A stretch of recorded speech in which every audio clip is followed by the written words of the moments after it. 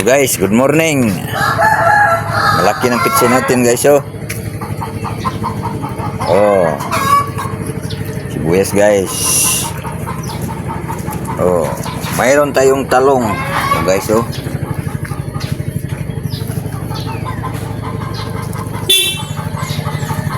Mahigit 10 yung talong ko guys. Oh. Kamumulak pa lang. Naka-harvest na ako. Yan, tandaan nyo ha. Mayroon akong pitsay. Mayroon akong talong. Sibuyas. Kamumulak pa lang. Naka-harvest na ako. Umpisa pa lang pagpamumulak. Mayroon na akong naaani.